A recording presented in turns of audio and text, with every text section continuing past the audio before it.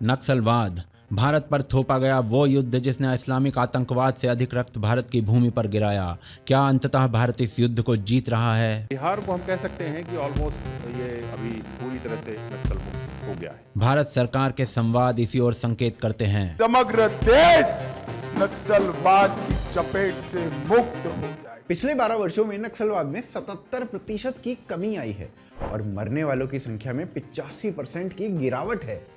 गृह मंत्री के अनुसार अगले 3 वर्षों में नक्सलवाद का सफाया कर दिया जाएगा, परंतु केवल 13 वर्ष पूर्व भारत पर खूनी संघर्ष से आधिपत्य की बातें होती थी। One wrong move and you could be killed. खूनी संघर्ष जिसने भारत को उस गृह युद्ध में झोंका जिसे आज तक एक आम भारतीय नहीं जानता। संघर्ष जिसमें महीनों के बच्चों को अग्नि में फेंका गया, कुछ वर्ष के बच्चों को जीवित गाड़ा गया। संघर्ष जिसे आप बस्तर जैसी फिल्मों के माध्यम से जी सकते हैं। 76 कुत्ते मारे हमने। कैसे जन्म हुआ इस नक्सली दैत्य का? कौन थे वो लोग जो इस दैत्य को प्राणवायु दे रहे थे? और आज भारत इस नक्सली दैत्य की गर्दन कैसे मरोड़ रहा है? जानेंगे आज द रेड फाइल्स के इस रक्त रंजित प्रकरण में। हमारा समर्पण आकर्षक है तो चैनल को सब्सक्राइब कर लें।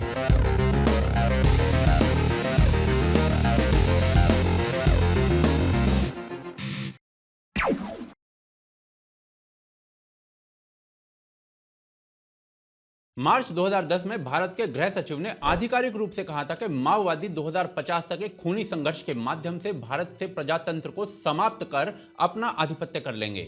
ठीक 13 वर्ष पश्चात भारत के गृह मंत्री बस्तर के भाषण में कहते हैं कि माओवाद भारत में अंतिम सांसें गिन रहा है और 2024 के एक वक्तव्य में कहते हैं कि अगले 3 वर्षों में भारत माओवाद से मुक्त हो जाएगा। 13 वर्षों में एक विचारधारा जो भारत पर आधिपत्य की बातें कर रही थी, उसकी समाप्ति की बातें होने लगी हैं। क्या ये सच है?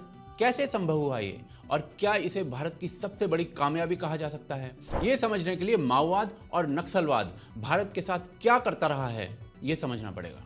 भारत में साम्यवाद के नाम पर कभी केवल कम्युनिस्ट पार्टी ऑफ इंडिया हुआ करती थी, जो 1964 में अंतर कलह के कारण टूट गई और इसका एक टुकड़ा communist party of India Marxist यानी सीपीआईएम बन गया।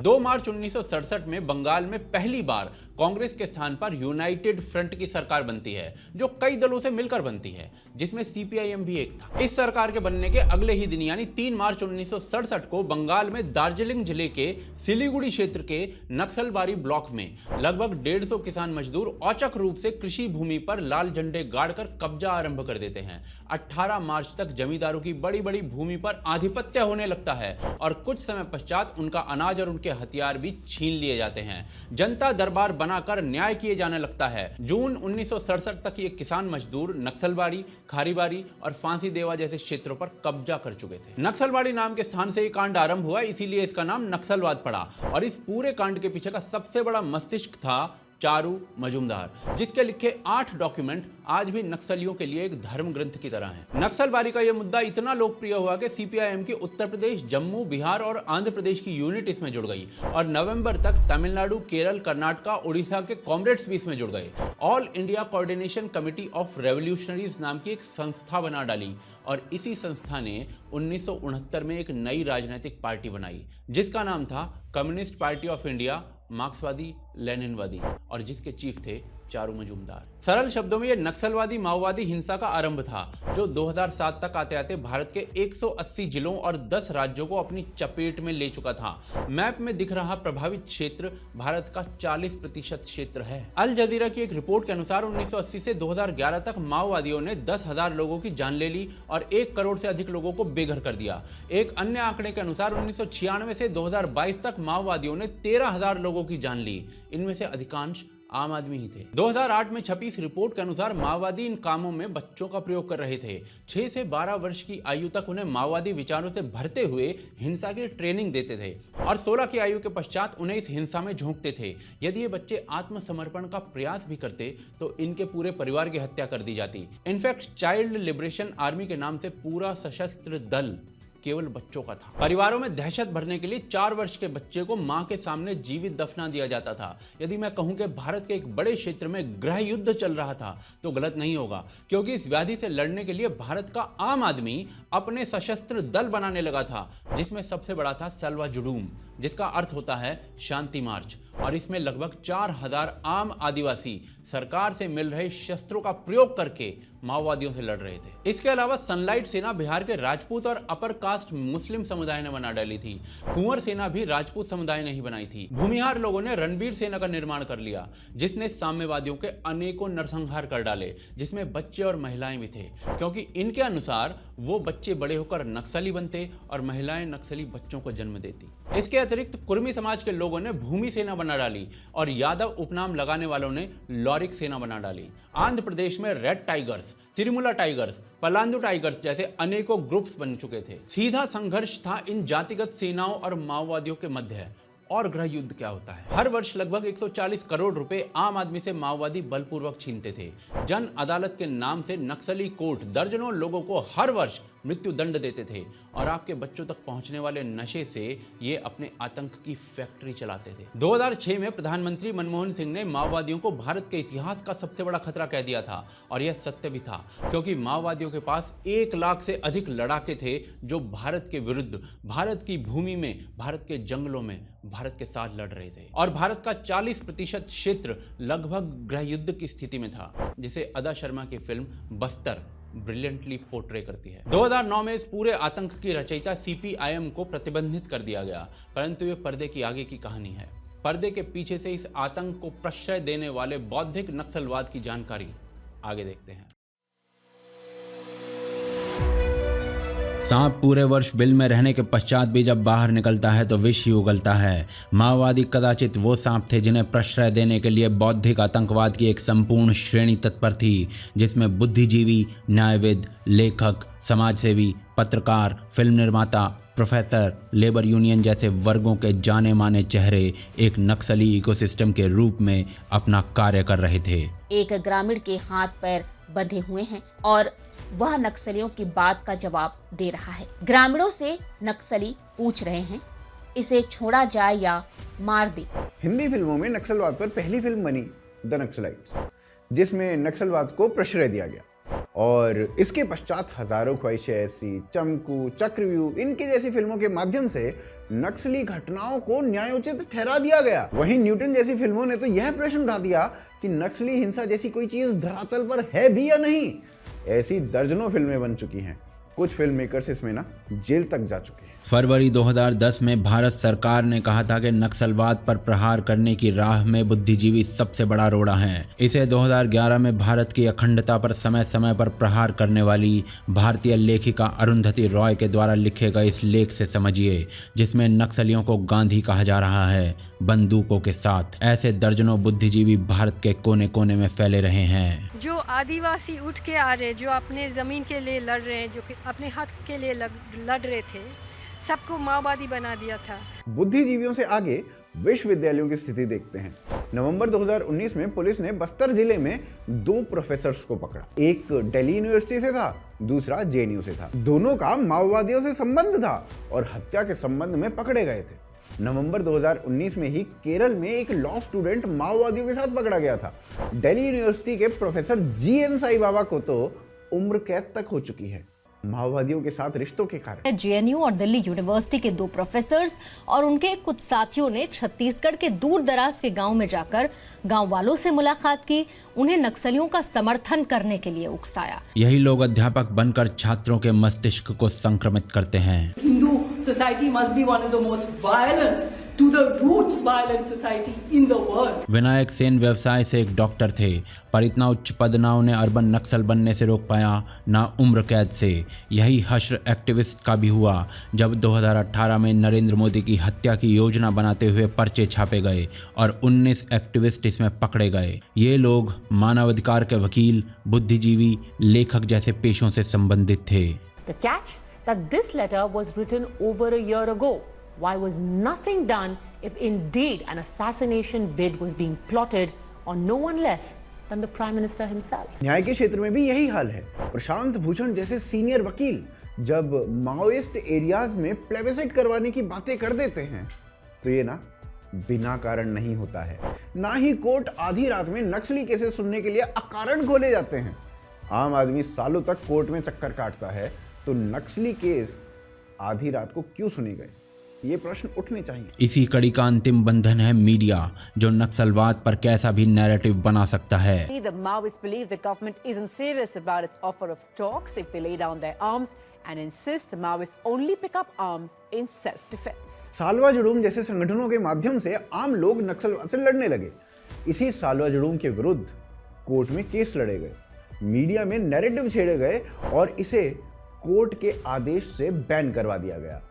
इनके हथियार छीन लिए गए और इसके पश्चात सालवा जुड़ूम के नेता को माओवादियों ने सरेआम मार दिया। यह संपूर्ण कड़ी उस वातावरण को जन्म देती है जिसमें एक माओवादी सर्वहारा की लड़ाई लड़ता प्रतीत होता है, जिसे अपनी विचारधारा विकसित करता विश्वविद्यालय का छात्र अपना आदर्श मानने लगता है और जिसकी समाप्ति धरातल पर उपद्रव पैदा कर देती है। भारत ने कैसे लड़ा इस व्याधि से युद्ध, वो आगे देखते हैं।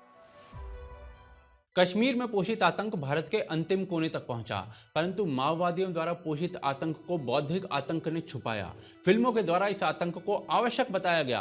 कदाचित इसी कारण बस्तर जैसी फिल्मों का आना आवश्यक हो जाता है। भारत घोषित रूप से इस आतंक को भारत का सबसे बड़ा संकट बता चुका है और इसी कारण यदि भारत इस संकट से निकलता है तो उन कारणों पर शोध होना चाहिए जो ऐसा रिजल्ट दें। पटल पर दिख रहे नक्शे में भारत का लगभग 40% भूभाग आपको नक्सली चपेट में दिखेगा। यह 2007 का दृश्य था, परंतु यदि 2018 का नक्सल प्रभावित नक्शा देखा जाए तो यह संकट सिकुड़ चुका है। यदि 2018 के इस दृश्य की तुलना 2021 से करें तो 2018 में 126 जिले प्रभावित थे नक्सलवाद से, 2021 में वो 70 रह गए हैं। अति प्रभावित नक्सली क्षेत्र भी 25 ही रह गए हैं। और यदि इस आंकड़े की तुलना 2007 से की जाए तो 180 जिलों में फैला नक्सलवाद 2021 में 70 जिलों तक सीमित हो गया था और 2024 तक इसमें और कमी आ चुकी है, क्योंकि 2023 में ही 5 जिले केवल आंध्र प्रदेश में नक्सल मुक्त घोषित किए गए थे। पिछले 12 वर्षों में नक्सलवाद में 77% की कमी आई है और इन घटनाओं में मरने वालों की संख्या 85% गिरी है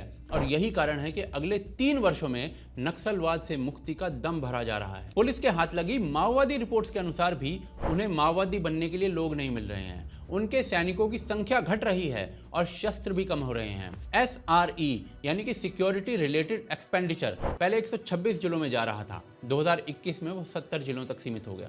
भारत को गृह युद्ध में झोंकने वाली इस समस्या को कश्मीर जैसी 10 समस्याओं का समाधान मानना चाहिए, पर भारत ने ऐसा क्या किया कि माओवाद अपनी अंतिम सांसें गिन रही है। 2009 में भारत ने ऑपरेशन ग्रीन हंट चालू किया, जिसके अंतर्गत भारी सुरक्षा बल नक्सल प्रभावित क्षेत्रों में भेजा गया था। 2017 में 44 नक्सल प्रभावित जिलों में 11,000 करोड़ रुपए की सड़कें पारित हुई।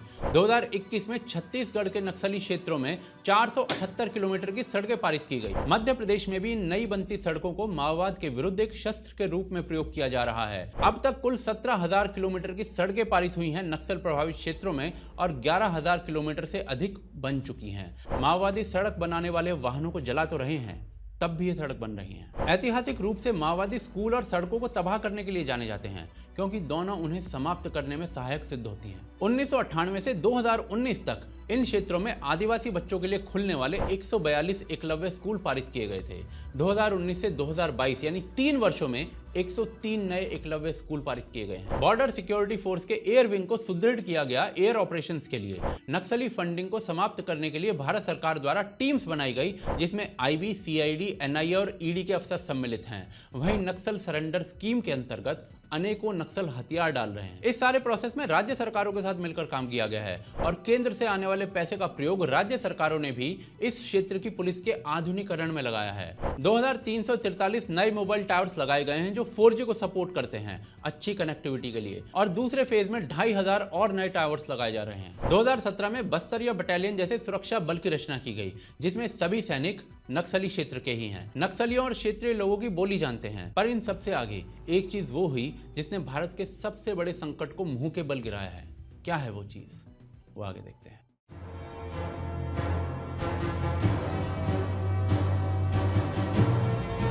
नक्सलवादियों द्वारा धरातल पर उतारा गया आतंक क्या बिना जन समर्थन के इतना भयावह रूप ले सकता था? 2010 में नक्सलवाद के चरम पर आंध्र प्रदेश के 58% नक्सल प्रभावित क्षेत्र के लोग नक्सलवादियों को सही बता रहे थे।